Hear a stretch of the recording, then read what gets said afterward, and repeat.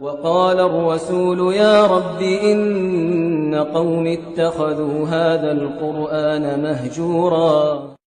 بسم الله الرحمن الرحيم.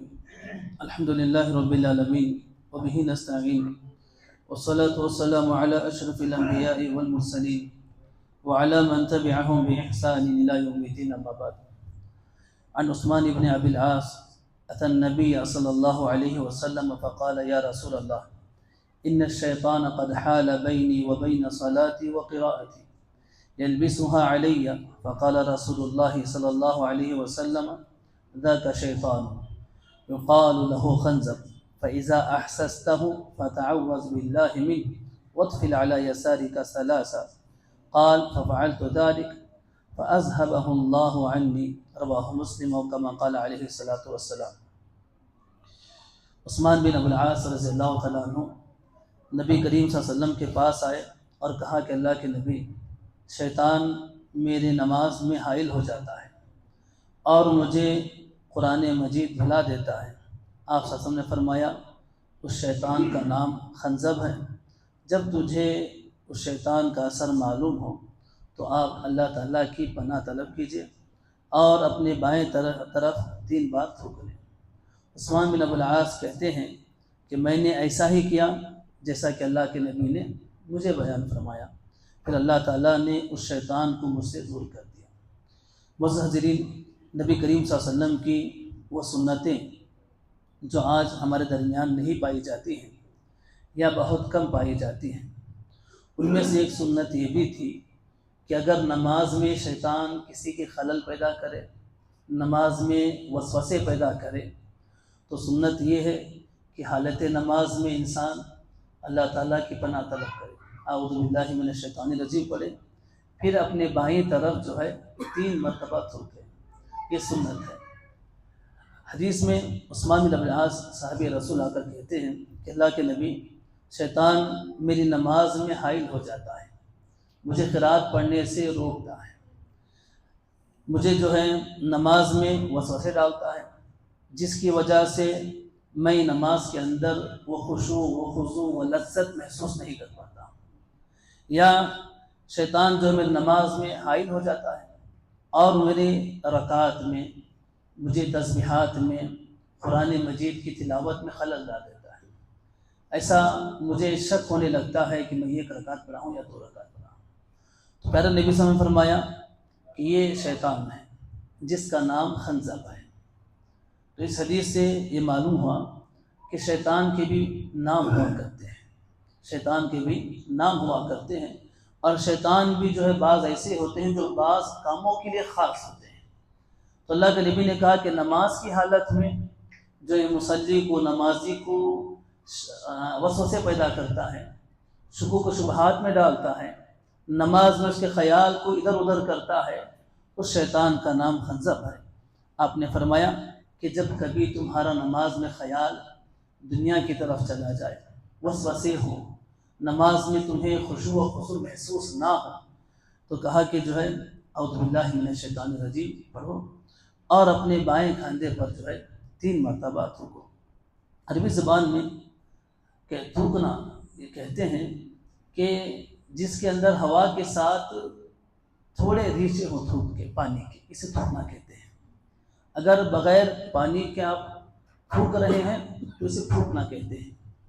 تھوکنے کا مطلب یہ ہے کہ انسان اپنے بائیں کھاندے پر تھوکے، ہوا کے ساتھ پانی کے تھوڑے تھوڑے سے ریشے ہوں، جسے ہم اور آپ تھوک کہتے ہیں۔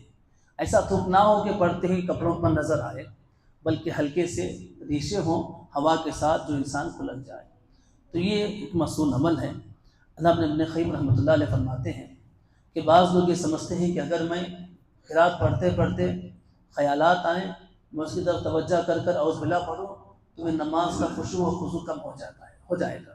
بعض لوگوں کا خیال ہے، جبکہ آپ فرماتے ہیں کہ نماز کی حالت میں اعوذ باللہ پڑھنا، وسوسے آنے پر، اور اپنے بائیں کھاندے پر 3 مرتبہ تھوکنا، اس سے انسان کا خشوع جاتا نہیں بلکہ انسان کا خشوع اور زیادہ ہو جاتا ہے، اس لیے کہ نماز کی حالت میں اس نے ایسا عمل کیا ہے جو عمل اللہ کے نبی صلی اللہ علیہ وسلم نے اپنے صحابہ کو سکھلایا، اور اس کی وجہ سے اس کی نماز میں کوئی کمی واقع نہیں ہوتی بلکہ اس کی نماز میں اور زیادہ کمالیت پیدا ہو جاتی ہے، اور زیادہ اس کی نماز مکمل ہو جاتی ہے۔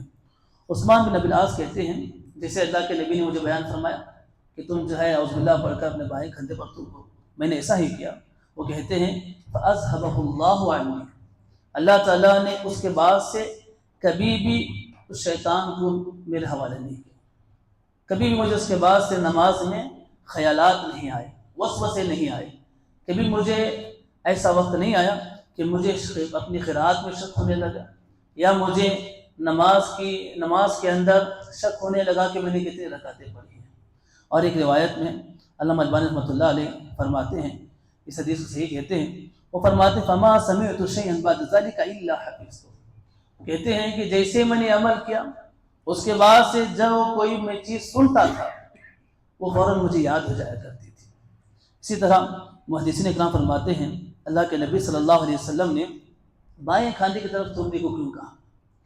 اس لیے کہ بائیں طرف جو ہے یہ دل کی زیادہ قریب ہوتی ہے، انسان کے دل میں شیطان اپنی جگہ بنانا چاہتا ہے، اس لیے کہ دل جو ہے انسان کا مرکز ہے۔ اگر انسان کے دل میں شیطان داخل ہو جائے، وسوسے پیدا کر دے، تو اس کے لیے ساری نماز، ساری عبادتیں جو ہے خلل پیدا کرنے کا سبب بن جاتا ہے۔ تو بائیں طرف جو ہے یہ دل کی زیادہ قریب ہوتی ہے، اسی لیے اللہ کے نبی صلی اللہ علیہ وسلم نے صحابہ رسول سے کہا کہ وہ بائیں طرف تھوکے۔ تو یہ بس ایک توجیہ ہے، اس کی حدیث میں کوئی صراحت نہیں ہے۔ تو ایسے یہ عمل کرنا حالت نماز میں شک آنے پر، یا حالت نماز میں وسوسے خیالات آنے پر اعوذ باللہ پڑھ کر جو ہے اپنے بائیں کھاندے پر تھوکنا، یہ مستحب عمل ہے، ضروری عمل نہیں۔ اگر آپ یہ عمل کریں گے تو اچھا ہے، اس لیے کہ اللہ کے نبی صلی اللہ علیہ وسلم کی سنت ہے، صحابہ کرام جو اس عمل کو کیا کرتے تھے۔ تو یہ ایک سنت ہے جو آج ہمارے اور آپ کے درمیان محفوظ ہے۔ ہم میں سے کوئی ایسا آدمی شاید کہ نہیں جس کی نماز میں خلل نہ ہوتا ہو، نماز میں خیالات نہ آتے ہوں، نماز میں اس کا ذہن یہاں وہاں نہ جاتا ہو۔